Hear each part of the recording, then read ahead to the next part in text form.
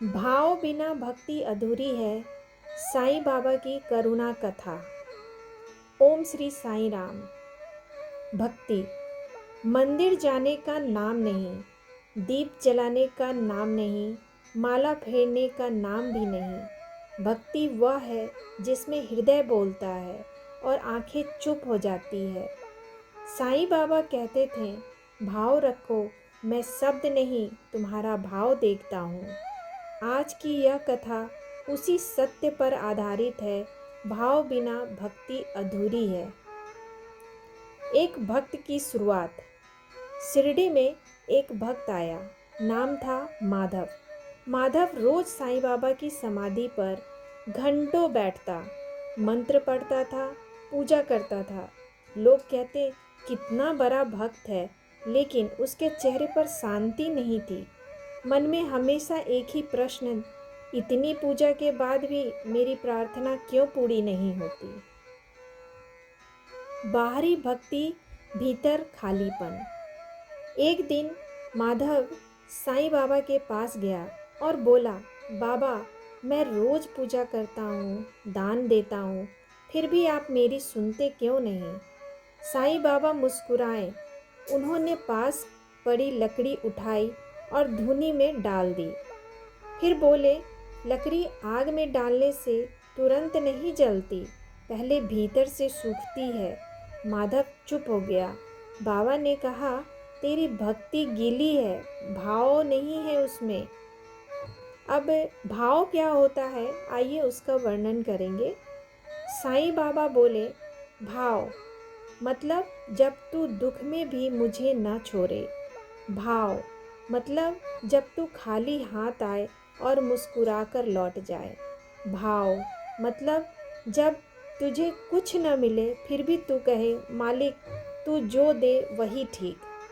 बाबा बोले, मैं तेरे शब्द नहीं सुनता, तेरी आंखों की सच्चाई सुनता हूँ।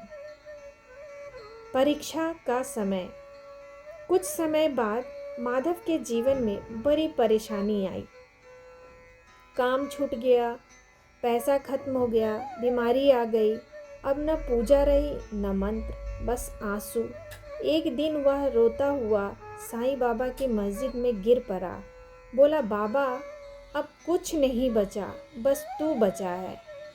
उस दिन न उसने दीप जलाया, न फूल चढ़ाए, न आरती गाए, बस दिल खोल दिया।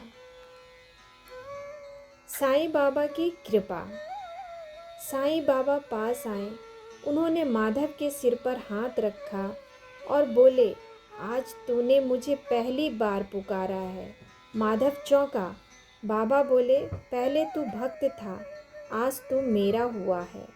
कुछ ही समय में माधव की परेशानियां धीरे धीरे सुलझने लगी, लेकिन अब उसे फर्क नहीं पड़ता था, क्योंकि अब उसे साईं मिल गए थे। साईं बाबा का संदेश। साईं बाबा कहते हैं, भाव होगा तो पत्थर में भी भगवान मिलेंगे, भाव नहीं होगा तो मंदिर में भी खालीपन मिलेगा। भक्ति सामान से नहीं, समर्पण से होती है।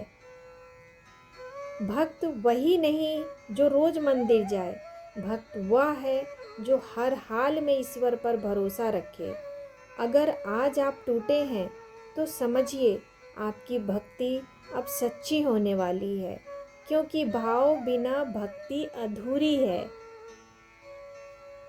दोस्तों, इसलिए भाव, भक्ति के साथ भाव का होना भी बहुत ज़रूरी है। ओम साईं राम। सबका मालिक एक। अगर यह कथा आपके दिल तक पहुंची हो, अगर साईं बाबा का नाम आपकी आंखों में नमी ले आया हो, तो लाइक ज़रूर करें ताकि यह भाव और भक्तों तक पहुँचे। सब्सक्राइब करें, क्योंकि यहाँ शब्द नहीं, श्रद्धा और भाव मिलते हैं। और कमेंट में लिखें ओम साईं राम, ताकि साईं बाबा की कृपा आप तक भी पहुँचे। ओम साईं राम।